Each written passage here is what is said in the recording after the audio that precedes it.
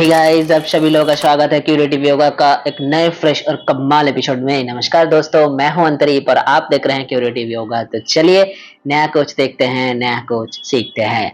दोस्तों आज की, जैसे कि आप लोगों को पता है कि इस वीडियो में हम जो डिस्कस करने वाले हैं योग पतंजलि योग दर्शन। जैसे कि आप लोगों को पता है कि पार्ट 1 जो है समासाधन पाद का, वो हमने डिस्कस कर लिया। ये जो है ये पार्ट 2 आज हम पढ़ने वाले हैं। ये पार्ट 2 है, ये जो वीडियो है ये पार्ट 2 आज हम पढ़ने वाले हैं। मैं गलती से यहाँ पर पार्ट 1 लिख दिया, ठीक है।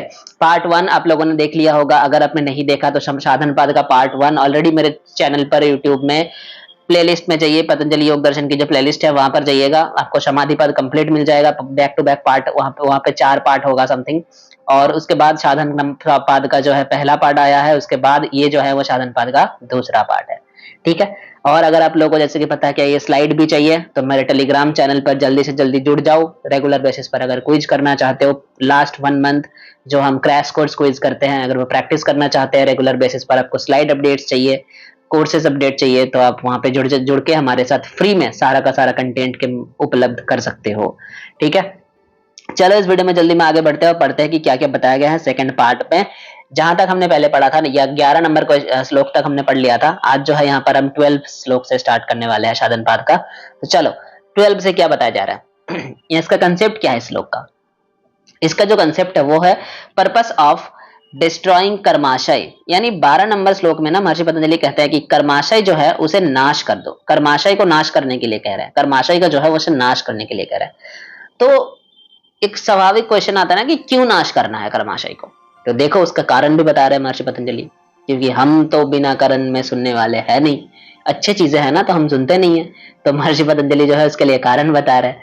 क्या कारण बता रहे हैं देखो, कह रहे हैं 12 नंबर श्लोक में कह रहे हैं कि क्लेश मूल कर्माशय दृष्ट दृष्ट जन्म वेदनीय। यानी क्लेश के मूल है क्या, कर्माशय। अच्छा कर्माशय का मतलब क्या है। कर्माशय कर्माशय कर्माशय मैं तो काफी टाइम से बोले जा रहा हूं भाई, कर्माशय का मतलब क्या होता है पता है आप लोगों को। कर्म के प्रति आशय, कर्म के प्रति आशय। आशय मतलब उसका फल चाहिए, उसका फल चाहिए। कर्म कर रहा हूं उसका फल चाहिए, यानी उसके साथ अटैचमेंट्स बांध के बैठे हैं, उसके साथ अटैचमेंट्स बांध के बैठे हैं। भाई ये कर्म करूंगा तो ये फल मिलेगा, अच्छी तरीके से पढ़ूंगा तो यूजीसी नेट क्वालिफाई कर जाऊंगा, जेआरएफ क्वालिफाई कर जाऊंगा। लेकिन जब जेआरएफ नहीं होता है कुछ नंबर से तो कितना दुख होता है, बहुत ज्यादा, है ना। क्यों, क्योंकि कर्माशय बांध के बैठे हो सब लोग, कर्म के साथ आशय कर रहे हो, उसके प्रति अटैचमेंट्स बांध रहे हो। यार छोड़ दो, मजा आ जाएगा पढ़ने में। नहीं छोड़ोगे दुख ही दुख है। वही तो महर्षि पतंजलि कह रहे हैं कि कर्माशय जिसके मूल क्या है, इसके मूल है क्लेश। वह इस जन्म तो क्या है, इस जन्म में है तो फिर इस जन्म में या तो फिर अगले जन्म में आपको भोगना ही पड़ेगा। अगर आप कर्म कर लिया, ठीक है, अगर आपने कर्म कर लिया और कर्माशय जो है यानी कर्म कर किया आपने फल के अटैचमेंट बांधकर, यानी उसका फल जो है वो आपको भोगना ही पड़ेगा। अगर यही कर्म आपने ये सोचकर किया होता कि कर्म मैं कर रहा हूं, बस ये मेरे ड्यूटी है इसलिए मैं कर रहा हूं, इसका फल जो है मैं भगवान के चरण पर समर्पित करके कर रहा हूं, जो कि ईश्वर प्रणिधान के कंसेप्ट है। अगर वो सोच के कर्म किया होता, ये भगवत गीता में भी भगवान श्री कृष्ण कह रहे हैं कि कर्म विकर्म, दोनों कर्म बताया गया ना, कि कर्म अकर्म विकर्म, 3 तरीके के कर्म बताए गए हैं। कर्म अकर्म विकर्म, कर्म मतलब सकाम कर्म, अकर्म अकर्म मतलब क्या है, निष्काम कर्म। विकर्म मतलब क्या है, जो करना नहीं चाहिए, यानी जो कुकर्म है उसको विकर्म कहते हैं। तो भगवान श्री कृष्ण कहते हैं भगवत गीता में कि अकर्म यानी अगर आप निष्काम भाव से कर्म कर रहे हो तो उसका फल जो है वो आपको भोगना नहीं पड़ेगा, उसका फल जो है वो आपको भोगना नहीं पड़ेगा। लेकिन यहां पर क्या कह रहा है कि कर्माशय यानी कर्म के साथ आशय बांध कर बैठे हैं, यानी फल जो है वो तो भोगना ही पड़ेगा। और महर्षि पतंजलि कह रहे हैं कि इसका मूल क्या है, इस कर्माशय का मूल क्या है। कर्माशय का मूल है क्लेश। क्लेश क्या है, हमने पढ़ा था ना पिछले वीडियो में कि अविद्यास्मिता राग देश अभिनिवेश 5 तरीके की क्लेश बताया गया है। अब इस क्लेश के कारण जो है इस कर्माशय को हमें भोगना पड़ता है। और महर्षि पतंजलि कह रहे हैं कि या तो ये जन्म में या तो फिर अगले जन्म में, लेकिन भोगना तो पड़ेगा बेटा, चाहे इस जन्म में भोगो चाहे तो फिर अगले जन्म में भोगो, लेकिन भोगना पड़ता है सबको। इसलिए महर्षि पतंजलि कहना है कि इस कर्माशय को रखना ही नहीं चाहिए, क्योंकि अगर कर्म के प्रति आप आशय कर रहे हो, अगर कर्म के प्रति आप आशय बांध रहे हो, अटैचमेंट कर रहे हो, तो उसका फल जो है वो आपको भोगना ही पड़ेगा, चाहे इस जन्म में या तो फिर अगले जन्म में, ठीक है। उसके बाद कह रहे हैं कि शति मूले तद विपाक जत्तायुर्भोग, यानी कह रहे हैं कि कर्माशय के मूल हैं क्लेश, कर्माशय के मूल जो क्लेश हैं वो अगर विद्यमान है, वो अगर विद्यमान रहते हैं तो जाति आयु भोग के रूप में विपाक जो है वो प्रकट होते हैं। विपाक मतलब कर्म फल, कर्म के जो फल हैं उसे विपाक कहते हैं। विपाक यह पर एक आकार होगा, विपाक का मतलब है कर्म फल, विपाक का मतलब है कर्म फल, ठीक है, उसको विपाक कहा गया है। तो कह रहे हैं कि इस कर्माशय का जो मूल है वो क्या है, क्लेश। क्लेश कितने तरीके की है, 5। क्या क्या, अविद्या, अस्मिता, राग, देश, अभिनिवेश, ABHINIBESH, अभिनिवेश। ये पांचों, इसको क्या कहा गया है, क्लेश कहा गया है। ये क्लेश अगर विद्यमान है, मतलब ये क्लेश अभी तक है, यानी क्लेश की नाश नहीं कर पाए, तो आपको आपका जो कर्म फल है वो भोगना ही पड़ेगा। किसके रूप में भोगना पड़ेगा, जाति आयु और भोग, इन तीनों के रूप में आपका जो विपाक है यानी जो कर्म फल है वो आपके पास आते रहेंगे। आपको क्वेश्चन में भी दे सकते हैं, जाति आयु भोग किसके साथ रिलेटेड है, किसके साथ ये रिलेटेड है, ये जो है ये कर्माशय के साथ रिलेटेड है, ये कर्माशय के साथ रिलेटेड है, ठीक है। यहां से भी क्वेश्चन बन सकते हैं, यहां से क्वेश्चन बने भी है पहले, ऐसा नहीं है कि नहीं बने, बने हैं और भी बन सकते हैं, बहुत इंपॉर्टेंट एरिया। फिर कह रहे हैं ते ह्लाद परिताप फला पुण्य पुण्य हेतु तात, यानी जाति आयु भोग ये तीनों जो है ना, इससे उत्पन्न जो विपाक है यानी इससे उत्पन्न जो कर्म फल है, अगर आपने कर्म पुण्य किया है तो आपको पुण्य फल मिलेगा, अगर आपने कर्म बुरा किया है तो यानी पाप कर्म की है तो आपको फल जो है वो भी अपुण्य ही मिलेगा। वही कह रहे हैं कि देखो जाति आयु भोग से उत्पन्न जो विपाक है यानी जो कर्म फल है वो पुण्य हेतु में सुख प्रदानकारी होता है और अपुण्य हेतु में दुख प्रदानकारी होता है। इसीलिए तो हमें सुख और दुख मिलते रहते हैं, इसीलिए तो सुख कहते हैं ना कि जिंदगी में सुख क्या, चारों तरफ दुखी भरे पड़े हैं, हम तो कहते तो है, लेकिन इसके पीछे वैलिड रीजन महर्षि पतंजलि कह रहे हैं कि जितने भी कर्माशय हैं, जितने भी कर्माशय हैं, अगर आपने कर्म अच्छा किया है तो फल भी आपको सुख प्रदान होगा, अगर आपने कर्म बुरा किया है तो फल भी दुखदाई होगा, दुखदाई होगा। अब देखो, अब बताया जाएगा आगे, पूरा कंसेप्ट घूम जाएगा अभी थोड़ी देर में, पढ़ते रहो बस क्या कह रहे हैं सर, समझते रहिए मेरी बात। अब देखो अभी पतंजलि कह रहे हैं कि फल, ये जो विपाक है यानी जो जाति आयु भोग, इनसे जो विपाक जनरेट होता है यानी जो कर्म फल जनरेट होता है वो पुण्य हेतु में क्या है, पुण्य फलदायक है, और अपुण्य हेतु में क्या है, वो दुख प्रदानकारी है। पुण्य हेतु में वो सुख प्रदान करती है, अपुण्य हेतु में वो दुख देती है हमें, है ना। अब बोलेंगे, अब देखो कंसेप्ट घुमा दिया जाएगा, ये श्लोक पहले पढ़ लो। कह रहे हैं कि परिणाम ताप संस्कार दुख गुणोवृत्ति विरोधच्च दुखमेव सर्व विवेकिन, यानी 3 तरीके की दुख बता रहे हैं, अभी दुख को बता रहे हैं 3 तरीके की। इसके बाद बोलेंगे कि क्यों महर्षि पतंजलि कह रहे हैं कि ये सारा का सारा कर्माशय, चाहे वो सुख प्रदानकारी हो चाहे वो दुख प्रदानकारी हो, उससे भी नाश करो। तो एक क्वेश्चन आते हैं कि सुखदायी कर्माशय को क्यों नाश करना है, जो दुख देने देते हैं उसको नाश कर दो, जो सुख देने वाले हैं उसको क्यों नाश करे। इसका भी जवाब महर्षि पतंजलि देंगे थोड़ी देर में। उसके पहले दुख के बारे में बता रहे हैं, क्या कह रहे हैं, परिणाम ताप और संस्कार, 3 दुख है, परिणाम दुख, ताप दुख, संस्कार दुख। कह रहे हैं इन तीनों का कारण एवं 3 गुणों के विरोधात्मक स्वभाव के कारण विवेकीन व्यक्ति के लिए यह सारे कर्माशय दुखों का कारण है, ये सारा का सारा कर्माशय जो है वह दुखों का कारण है। अब देखो ये क्या कह रहे हैं कि कह रहे, मैंने अभी क्वेश्चन बोला था कि महर्षि पतंजलि देखो 14 नंबर श्लोक में क्या कह रहे हैं, मैं कलर चेंज कर देता हूं पेन का तो आप लोगों को दिखने में आसानी होगा। देखो इस श्लोक में क्या कह रहे हैं, कह रहे हैं 14 नंबर पर देखो, कह रहे हैं कि पुण्य हेतु में वो पुण्य फल सुख प्रदानकारी होती है, जो विपाक जनरेट होता है वो पुण्य हेतु में सुख प्रदान करती है और अपुण्य हेतु में जो है वो दुख प्रदान करती है। अब सवाल ये उठता है कि जो दुखदाई है उसको डिस्ट्रॉय कर दो, जो सुख प्रदान करती है उसको क्यों डिस्ट्रॉय करना।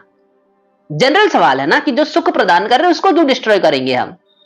इसका जवाब महर्षि पतंजलि दे रहे हैं कि महर्षि पतंजलि कितने अच्छे तरीके से बता रहे हैं कि भाई जो आपको लग रहा है कि ये सुख प्रदानकारी हैं वो भी अल्टीमेट दुख ही देंगे आपको। वो सुख जो है वो थोड़े टाइम के लिए है, लेकिन वो सुख भी बदलने वाले हैं दुख में आगे जाकर। इसीलिए जो सुख प्रदानकारी कर्माशय भी है ना उससे भी डिस्ट्रॉय कर दो। यानी कर्माशय रखना ही नहीं चाहिए, महर्षि पतंजलि कह रहे हैं। अब अभी अभी इतना बड़ा बात इन्होंने बोल दिया कि सुख प्रदानकारी कर्माशय जो है वो भी आगे जाकर आपको दुख ही देने वाले हैं। कैसे, फिर बता रहे, परिणाम, ताप और संस्कार, तीन तरीके के दुख होता है। कैसे कैसे? परिणाम क्या है? कह रहे जो भौतिक सुख अनुभव करने के बाद जो दुख होता है, यानी फॉर एग्जाम्पल समझो आपने एप्पल का आईफोन खरीद लिया। अब आते हैं ना बीबीडी, जो पूजा वेकेशन में लगता है ना, बिग बिलियन डेज फ्लिपकार्ट में। फॉर एग्जाम्पल समझो कि आप लोगों ने खरीद लिया, आपको बड़ा ऑफर में मिला है, बड़ा बड़ा बड़ा ऑफर मिलता है ना, जैसे लाखों का आईफोन फॉर एग्जाम्पल समझ लो आपको 80,000 में मिल गया, 20,000 का फायदा, या 70,000 में मिल गया। अभी आईफोन बड़ा नीचे आते हैं, 80, 70, 50 तक आ जाते हैं। काफी महंगे महंगे फोन अभी कम प्राइजेस में मिलते हैं ना आप लोगों को, तो हम क्या करते हैं, हम खरीद लेते हैं। अब समझो पूजा वेकेशन में आप लोगों ने खरीद लिया आईफोन एक, ठीक है, बड़ा आनंद आ रहा है आपको, आपने पूरा पूजा आनंद ली, चारों तरफ के अपने चारों मतलब बहुत सारी जगह आपने घूमने गया, वहां जाकर आप लोगों ने अच्छे अच्छे फोटो ली, अच्छे अच्छे वीडियोस बनाए, आपको बड़ा आनंद आ रहा है, बड़ा मजा आ रहा है भाई। आप कह रहे हो वाह ये तो मेरा जीवन धन्य हो गया आईफोन से। उसके ही बाद धरो पकड़ लो, दिवाली आने वाले है, आपका आईफोन खराब हो गया है। आप गए हो स्टोर पर, आपको बताया जा रहा है कि भाई ये आपको सबमिट करना पड़ेगा, हमें ये भेजना पड़ेगा ऑफिस में, फिर हम आपको बता पाएंगे कि फोन का गलती क्या है, हमें ये भेजना पड़ेगा बैंगलोर या दिल्ली, फॉर एग्जाम्पल समझ लो कह रहे हैं कि हमें भेजना पड़ेगा बाहर, और आपका फोन खराब हो गया। जो जितने आनंद आपको आया था, जितने भी आनंद आपने ली थी पूरा पूजा वेकेशन में, आपका पूरा का पूरा आनंद क्या हो गया, गुम हो गया। एक मिनटों में आपके सारे के सारे आनंद चला गया। ये होता है परिणाम दुख। यानी दुख, सुख तो अनुभव कर लिया, भौतिक सुख अनुभव कर रहे थे ना, ये समझ में था नहीं कि भौतिक सुख जो है वो रहने वाले है नहीं, वो जाने वाले ही है। तो चला गया, जो रहने वाले है ही नहीं वो तो जाएगा ही, या तो आज या तो कल। और आपका सारा फोटोज चला गया, आपका सारा वीडियोस चला गया, जितने भी आनंद आपने ली थी सारा का सारा आनंद एक मिनट में आपका नष्ट हो गया। आया ना परिणाम दुख। अब बात करते हैं ताप दुख के बारे में। महर्षि पतंजलि कह रहे हैं ये तो हो गया परिणाम दुख। अब मैं बोलता हूं ताप दुख के बारे में। ताप दुख क्या है? कह रहे हैं कि सुख में बाधा दान करने कारी के प्रति, सुख में बाधा दान करी के प्रति जो द्वेष की भावना के कारण जो दुख होता है। यानी फॉर एग्जाम्पल आपने अपने घर में बोला कि मैं आईफोन लूंगा, आपने घर में बोला कि मैं आईफोन लूंगा, मम्मी कह रही है नहीं, इतना पैसा देकर फोन लेने की कोई जरूरत नहीं है, अभी कम पैसा खर्च करो, फोन कम कम बजट का लो, इतना पैसा नहीं है, इतना पैसा देकर फोन खरीदने का कोई जरूरत नहीं है, वो पैसा आप जमा रखो अपने पास, कुछ और काम में आएगा। आप चाहते हो आईफोन, आपके दिमाग में चल रहा है आईफोन, मम्मी कह रही है नहीं एक छोटा सा फोन ले लो, कि क्यों जरूरत है 60,000 70,000 का फोन लेना है, नहीं लेना है आपको, पापा भी मना कर रहे हैं नहीं लेना है, आप चाह कर भी ले नहीं पा रहे हो, तो क्या होगा, आपको बड़ा गुस्सा आएगा आपके मम्मी के प्रति, पापा के प्रति बड़ा गुस्सा आएगा, है ना। और आपको क्या लगेगा, आपको जब गुस्सा आएगा ना, जब गुस्सा फीलिंग आएगा आपको बड़ा बुरा लगेगा, तो आपके अंदर दुख जनरेट हो रहा है, आपको बड़ा दुख आ रहा है, इसे कहते हैं ताप दुख। फिर आते हैं संस्कार दुख। संस्कार दुख क्या होता है? सुख के इच्छा पूर्ति ना होने पर जो दुख होते हैं। फॉर एग्जाम्पल समझ लो आप लोगों ने वेकेशन प्लान की है, वेकेशन पूजा वेकेशन में आप लोग बाहर जाने वाले हो, टूर प्लान की है, ठीक है, कोई टूर आप लोगों ने प्लान की है, और ठीक टूर जाने से 10 दिन पहले आपका टूर जो है वो कैंसिल हो गया है। जो आपका इच्छा था कि मैं जाऊंगा वहां पर, मैं घूमूंगा, बड़ा आनंद लूंगा, बड़ा कुछ मैं करूंगा, लेकिन कुछ कारणवश जो है आपका टूर कैंसिल हो गया है। समझ लो कोई ट्रेन ही कैंसिल हो गया आपका, तो आप जा नहीं पा रहे हो, बड़ा दुख हो रहा है आपको। क्यों? क्योंकि आपने कुछ प्लानिंग किया था, कुछ सोचकर, वो पूरा नहीं हुआ वो प्लानिंग, इस कारण आपको दुख हो रहा है। इसे कहते हैं ताप दुख, सॉरी इसे कहते हैं संस्कार दुख। तो महर्षि पतंजलि कह रहे हैं कि चाहे वो परिणाम दुख हो, चाहे ताप दुख हो, चाहे संस्कार दुख हो, जितने भी कर्माशय सुख प्रदान करने वाले होते हैं ना, वो भी अंत में ये तीनों में ही कन्वर्ट होता है, वो अंत में दुख ही होता है। अगर आपने एंजॉय कर लिया तो एक ना एक टाइम तो वो नष्ट होने वाला ही है ना। अगर फॉर कुछ टाइम के लिए आपको भौतिक सुख दे दिया, लेकिन एक टाइम पे नष्ट हो गया, तो आएगा दुख। कोई आपको सुख अब चाहते हो करना, कोई बाधा दे रहे, आ गया दुख। कुछ करना चाहते हो, कैंसिल हो गया, कर नहीं पा रहे हो, आ गया दुख। तो जितने भी आपके कर्माशय है, चाहे वो सुख प्रदानकारी क्यों ना हो, वो अल्टीमेट बाद में जाके भी दुख ही देंगे। इसलिए महर्षि पतंजलि कह रहे हैं कि एक भी कर्माशय, चाहे वो सुख प्रदानकारी हो चाहे वो दुख प्रदानकारी हो, एक भी कर्माशय नहीं रहना चाहिए। कर्माशय रखना ही नहीं है, महर्षि पतंजलि कह रहे हैं, है ना। इसलिए बताया गया कि क्यों नहीं रखना है, इस कारण के बाद लिए नहीं रखना है। ठीक है, अब देखो, अब एक बड़ा सुंदर कंसेप्ट स्टार्ट होता है, कंसेप्ट ऑफ चतुर्व्यूहवाद। इसके बाद 16 नंबर से 26 तक बताया जा रहा है चतुर्व्यूहवाद के कंसेप्ट। चतुर्व्यूहवाद बताते हुए महर्षि पतंजलि पहले कह रहे हैं, चतुर्व्यूहवाद में 4 चीजें आती है, एक है हेय, एक है हेतु, एक है हान, एक है हानपाय। हेय बताया जाएगा 16/2 नंबर श्लोक पर, ठीक है, मतलब 16 नंबर श्लोक पर, दूसरा अध्याय का 16 नंबर श्लोक में। हेतु जो है वो 17 नंबर श्लोक में, हान जो है वो 25 नंबर श्लोक में, और हानपाय जो है वो 26 नंबर श्लोक में बताया जाएगा। ठीक है, हेय बताते हुए कह रहे हैं कि हेयम दुखम अनागतम। हेय क्या है, जो दुख अभी तक नहीं आए हैं, जो दुख अभी तक नहीं आया उसका भी प्रतिरोध आप कर सकते हो। कह रहे हैं कि जो दुख अभी तक आया नहीं है, यानी जो भविष्य में आपके पास आने वाले हैं, आप उसको भी नाश कर सकते हो। कौन कह रहे हैं, महर्षि पतंजलि। उसके बाद बता रहे हैं हेतु क्या है। हेतु का मतलब है कि दुख के जो कारण है, हेय का मतलब है दुख, हेतु का मतलब क्या है, दुख के जो कारण है। उसके बाद बोलेंगे हान। हान का मतलब क्या है, हान और हानपाय 25 और 26वें नंबर श्लोक में बताया जाएगा। हान का मतलब है कि दुख को आप नाश कर सकते हो, और हानपाय को मतलब है नाश करने का उपाय, उस दुख को नाश करने का उपाय बताया जाएगा। तो सबसे पहले बता रहे दुख जो आगे आने वाले हैं उसको भी आप नाश कर सकते हो। उसके बाद कह रहे हैं कि इस दुख का हेतु क्या है, कह रहे दृश्य दृश्य संयोग, यानी दृष्ट दृश्य संयोग, यानी दृष्टा एवं दृश्य, इन दोनों का एकता यानी संयोग। दृष्टा मतलब क्या है, अभी तो पढ़े थे कुछ वीडियोस पहले, पिछले वीडियोस में पढ़े थे। दृष्टा का मतलब क्या है, ये पुरुष है, और दृश्य का मतलब क्या है, ये प्रकृति है, प्रकृति। इन दोनों का मिलान, क्योंकि जितना भी ये पूरा सृष्टि तत्व इनके मिलान से ही तो हुए हैं। प्रकृति और पुरुष इन दोनों ने मिला है तभी ना सृष्टि तत्व बने हैं। पिछले वीडियोस में पढ़ा था ना, सांख्य में भी तो ये कंसेप्ट है, बताया जाता है ना 25 तत्व, यही तो कंसेप्ट है। प्रकृति और पुरुष इन दोनों ने मिलान किया, इन दोनों का मिलान हुआ है तभी तो सृष्टि तत्व बने थे। अगर इन दोनों, इसको कहते हैं संयोग, ये संयोग ही कारण है, यही कारण है दुख का। अगर ये नहीं होता, सांख्य क्या कहते हैं, सांख्य के मत में योग के डेफिनेशन क्या है कि प्रकृति पुरुष वियोग पियोग, यानी अगर प्रकृति और पुरुष इन दोनों का जो संयोग है, ये अगर वियोग हो जाता है, यानी प्रकृति और पुरुष एक दूसरे से अलग हो जाते हैं, तो आपको मुक्ति मिल जाएगा, तो मुक्ति मिल जाएगा, वो योग है। लेकिन इसका संयोग जो है, इसके कारण सृष्टि बने हैं, और सृष्टि जो है ये दुख के कारण है, क्योंकि यहां पर अहंकार आते हैं। अहंकार 3 तरीके की होते हैं, सत्व रज तम, तीनों तरीके के अहंकार आते हैं, जिसके कारण, जिसके वशवर्त होकर हम काम करते हैं। तो कह रहे हैं कि दृश्य और दृष्टा इन दोनों का अगर वियोग हो जाए तो वो मुक्ति है, लेकिन इन दोनों का संयोग वो दुख के कारण है। उसी का कहा गया संयोग हेय हेतु, ये दुख के कारण है। फिर कह रहे हैं, अब यहां पर बताया ना कि दृष्टा और दृश्य दोनों का, अब दृष्टा और दृश्य इन दोनों का कैरेक्टरिस्टिक्स बताएंगे, उसके बाद हान और हानपाय बताएंगे। देखो, पहले बताया जा रहा है कंसेप्ट ऑफ दृश्य। दृश्य क्या है, कह रहे प्रकाश क्रिया स्थितिशीलम भूतेन्द्रियात्माकं भोग अपबार्थं दृश्यम। मतलब क्या है, प्रकाश, दृश्य जो है उसका स्वरूप क्या है, प्रकाश है, उसका स्वरूप है प्रकाश। दृश्य का मतलब प्रकृति, प्रकृति का स्वरूप क्या है, प्रकाश। प्रकाश मतलब सत्व, क्रिया मतलब रज, और स्थिति मतलब तम, यानी प्रकृति 3 गुण, प्रकृति के 3 गुण बता दिया, प्रकाश क्रिया स्थिति। प्रकाश मतलब इसका सत्व गुण, क्रिया मतलब इसका रजोगुण, और स्थिति मतलब इसका तमोगुण, तीनों गुण बता दिया। फिर कह रहे हैं प्रकाश की स्थितिशीलं भूत इंद्रियात्मक, मतलब भूत मतलब पंचमहाभूत, पृथ्वी जल अग्नि वायु आकाश, और इंद्रिय से जो बने हैं, भूत और इंद्रिय जिनका पार्ट है, भूत और इंद्रिय से बने हैं ये प्रकृति।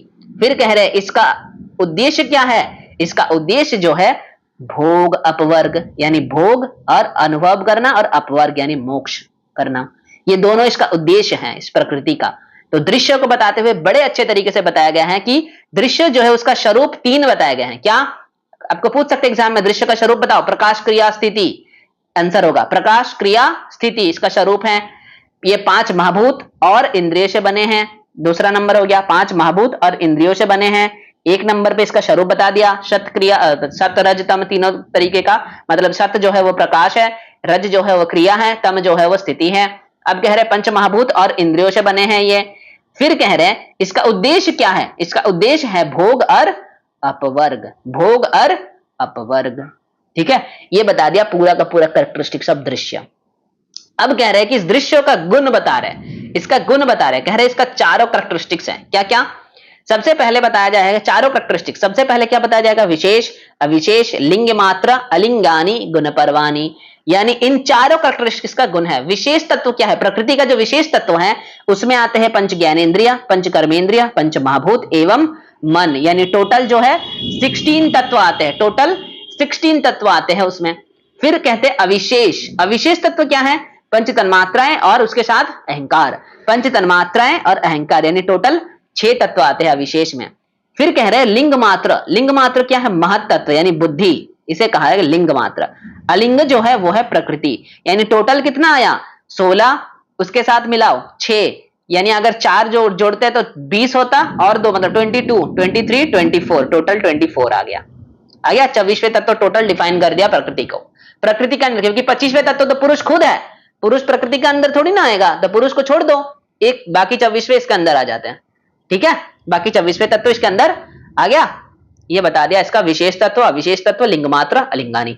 अब बताएंगे पुरुष के बारे में। दृश्य बता दिया, अब दृष्टा के बारे में बताएंगे। यानी दृश्य जो है इसको आप यहाँ पे जो आप शॉर्ट नोट्स बना रहे हो ना, टिकी नोट्स, वो स्टिकी नोट्स, उसमें ये लिख लेना। दृश्य मतलब जो है ये प्रकृति है, प्रकृति। अब बताएंगे पुरुष के बारे में। ये पुरुष है, ये पुरुष है। पुरुष के बारे में बताएंगे। पुरुष के बारे में बता दे, कह रहे हैं दृष्टा, दृशिमात्र, शुद्ध होपी, प्रत्ययानुपश्य। यानी दृष्टा जो है, दृष्टा का मतलब क्या है? ये दृशिमात्र है, शुद्ध होपी है, प्रत्ययानुपश्य। दृशिमात्र मतलब जो देखते हैं, जो देखने वाले हैं। दृष्टा मतलब आत्मा, मतलब पुरुष। वो क्या करते हैं? वो दृशिमात्र यानी वो केवल वो देखने वाले हैं। किसको देखते हैं? शुद्ध होपी, वो शुद्ध हैं, वो देखते हैं, वो देखने वाले हैं। मतलब वो प्रभाव विस्तार नहीं करते, वो सिर्फ देखते रहते हैं। कहते हैं ना जैसे आत्मा हमारे क्या करते हैं? कोई प्रभाव विस्तार थोड़ी ना करते, वो देखते रहते हैं। जैसे एक रथ में बैठा हुआ रथी, जैसे फॉर एग्जाम्पल आप गाड़ी से जा रहे हो, आपके ड्राइवर गाड़ी चला रहे हैं, आप पीछे बैठे हुए, सामने से गाड़ी आ रहे हैं, आप क्या करोगे? आप थोड़ी ना स्टीयरिंग पकड़ के घुमाओगे, ड्राइवर घुमाएंगे ना, आप तो बैठे हुए हो। तो बिल्कुल उसी तरीके से दृष्टा जो है यानी आत्मा जो है वो हमारे शरीर में बैठे हुए होते हैं, वो कुछ करते नहीं है, वो बस देखने वाले हैं। इसलिए इसके कैरेक्टरिस्टिक्स में बताया गया है कि ये जो देखने वाले हैं, दृश्य मात्र हैं, ये शुद्ध है, और ये प्रत्ययानुपश्य है। मतलब क्या है कि ये जो देखते हैं ना, लेकिन ये देखते हैं किसके वृत्ति के अनुसार? ये बुद्धि वृत्ति के अनुसार देखते हैं। ये जो देखता है वो बुद्धि वृत्तियों के अनुसार देखते हैं, यानी बुद्धि वृत्ति के अनुसार देखते हैं आत्मा। इसीलिए कहा गया है प्रत्ययानुपश्य। ये पढ़ते हैं, ये दृष्टा का कैरेक्टरिस्टिक्स आपको बहुत बार एग्जाम में पूछे जा चुके हैं और अगले बार भी पूछे जाएंगे। मिला लेना मेरी बात, अगले बार भी आपको पूछे जाएंगे। बड़ा इंपॉर्टेंट सवाल है यार, इस बार नहीं पूछा गया था तो अगले बार के लिए बड़ा इंपॉर्टेंट बनते हैं। और ये विशेष अविशेष लिंग मात्र गुण परवानी, विशेष अविशेष लिंग मात्र लिंगानी गुण परवानी, ये जो टॉपिक है दृष्टा और दृश्य, इन दोनों का कंसेप्ट बहुत इंपॉर्टेंट है, बहुत ज्यादा इंपॉर्टेंट है। मैं बता रहा हूं, इसको तो मतलब रट्टा मार लो पूरा का पूरा, और मीनिंग भी याद कर लो, मीनिंग भी सोच लेना अच्छे तरीके से। इतने अच्छे से बोल रहा हूं तो मीनिंग याद होना चाहिए। उसके बाद कह रहे हैं तदर्थ एव दृश्यमात् दृश्य शायद महा। मतलब क्या है कि दृश्य के स्वरूप जो है वो दृष्टा के लिए, सॉरी, दृश्य के स्वरूप जो है वो दृष्टा के लिए वर्तमान है, वो दृष्टा के लिए वर्तमान है, वो दृष्टा के लिए वर्तमान है। दृश्य के स्वरूप जो है वो दृष्टा के लिए वर्तमान है, दृष्टा के लिए। ठीक है, यानी दृश्यों के यानी प्रकृति के जो स्वरूप है वो दृष्टा के वजह ही है। यानी दृष्टा ही तो देखने वाले हैं। कौन देखेगा? दृष्टा ही देखेगा। किसको देखेगा? दृश्य को देखेगा। यानी दृश्य के जो स्वरूप है वो दृष्टा के लिए वर्तमान है। उसके बाद कह रहे हैं कि कृतार्थ प्रतिनष्टम पो नष्टम, कह रहे हैं कृतार्थ प्रतिनष्टम पो नष्टम नादन साधारणत्वात्। यानी क्या है? तादन साधारणत्वात्, यानी जिसके लिए दृश्य का कोई उद्देश्य पूरा हो गया, जिसके लिए दृश्य का उद्देश्य जो है वो पूरा हो गया है, उसके लिए दृश्य नष्ट हो जाता है, लेकिन दूसरे के लिए वो अभी भी अस्तित्व में रहता ही है, क्योंकि वह उनके लिए सामान्य है। मतलब दृश्य, फॉर एग्जाम्पल किसी का मुक्त हो गया, फॉर एग्जाम्पल कोई दृष्टा है यानी कोई पुरुष है जिसको मुक्ति प्राप्ति हो गया, तो उनके लिए जो दृश्य है वो तो खत्म हो गया, लेकिन बाकी सारे जितने भी लोग हैं उनके लिए जो दृश्य है वो अभी भी वर्तमान है, वो अभी भी वर्तमान है। ठीक है, फिर कह रहे हैं स्व स्वामी शक्ति स्वरूप उपलब्धि हेतु संयोग, स्वरूप उपलब्धि हेतु संयोग। क्या कह रहे हैं कि स्वामी और स्वशक्ति, स्वशक्ति स्वामी शक्ति, स्व मीन्स पुरुष, सॉरी स्वामी शक्ति मीन्स पुरुष, स्व मीन्स प्रकृति, इन दोनों का, इन दोनों शक्ति का संयोग उनके स्वरूप के प्राप्ति का कारण है। कह रहे हैं कि ये प्रकृति और पुरुष इन दोनों ने मिला है, ये दोनों मिल गए हैं एक साथ, इनका संयोग हुए हैं, तभी तो पुरुष अपने स्वरूप प्राप्ति हुए हैं, तभी तो पुरुष को अपने स्वरूप प्राप्ति हुई है, यानी यही कारण है, यही हेतु है। कह रहे इन दोनों का मिलाप, अभी तो पढ़े थे पिछले में, इन दोनों का मिलाप जिसके कारण सृष्टि तत्व बने हैं, यही तो हेतु है। फिर कह रहे तस्य हेतुर अविद्या, यह संयोग के कारण, और इस संयोग का कारण क्या है, इस संयोग के कारण है वो सबसे आदि क्लेश, क्या है, अविद्या। इस संयोग के कारण अविद्या है, इस संयोग के कारण है अविद्या। फिर बोलेंगे हान और हान पाय। अब यहां पर हान और हान पाय के बारे में बताया जा रहा है। हान बोलते हुए कह रहे हैं कि तद भाव संयोग भाव हान तद दृश्य कैवल्यम, यानी कह रहे हैं कि हेतु क्या बताया था, हेतु बताया था प्रकृति और पुरुष इन दोनों का संयोग, ये हेतु बताया था। तो अब कह रहे हैं हान बताना है, यानी हेतु को नाश करने का उपाय। कह रहे हैं कि प्रकृति और पुरुष दोनों का मिलाप हुआ था तब सृष्टि तत्व बने थे, वो दुख का कारण है। तो कह रहे अब इसको नाश करने का उपाय क्या है, इसका नाश करना है, दुख नाश करना है, तो क्या है, इन दोनों का अभाव कर दो, यानी इन संयोग का अभाव कर दो। इसलिए तो कह रहे तद भावो संयोग भावो हान तद दृश्य कैवल्यम, यानी इन दोनों का अभाव हो जाना। जब प्रकृति और पुरुष इन दोनों का संयोग का अभाव हो जाएगा तब हान आ जाएगा, उसे कहते हैं हान, और उसे कैवल्य कहा गया है, इसको कैवल्य कहा गया। ये टर्म ना कई बार उठा देते हैं, हान तद दृश्य कैवल्यम। इसका श्लोक संख्या पूछ लेते हैं, याद रखना, दूसरे अध्याय का 25वें नंबर श्लोक है, हान तदृश्य कैवल्यम, मतलब जिसको हान कहा गया है उसे कैवल्य भी कहा गया, जिसे हान बोला गया है उससे ही कैवल्य बोला गया है। उसके बाद बोलते हैं 26वें नंबर श्लोक में विवेक ख्यातिर विप्लवा हान पाय, यानी अविचल विवेक ज्ञान, यानी जब आपके अविद्या पूरी तरीके से नाश हो जाता है, आपके अंदर विवेक ज्ञान की प्राप्ति होती है, उसे कहा गया है हान पाय। यानी इसको नाश करने का अभाव, इसको अगर नाश करना है तो विवेक ज्ञान के द्वारा नाश कर सकते हो। इस संयोग को अगर नाश करना है, यानी हान के उपाय बता रहे हैं आप कि किस तरीके से नाश करोगे उस संयोग को, किस तरीके से उसका वियोग करोगे। कह रहे हैं ना कि संयोग अभाव, तो संयोग का अभाव होगा कैसे, जब आपके अंदर विवेक ज्ञान की प्राप्ति होगा तब उस संयोग का अभाव हो जाएगा। ये कह रहे हैं कि जब संयोग का अभाव तभी संभव है जब आपके अंदर विवेक ज्ञान की प्राप्ति होगी। ठीक है, तो इस तरीके से पूरा का पूरा कर्माशय एंड चतुर्व्यूहवाद के कंसेप्ट हम खत्म करते हैं आज इसी वीडियो में। अगले वीडियो में हम पढ़ेंगे इसके अगले टॉपिक। तो चलिए फिलहाल वीडियो में इतना ही, फिर मिलते हैं आप लोगों के साथ अगले वीडियो में। तब तक के लिए stay healthy, stay happy and keep doing yoga. धन्यवाद।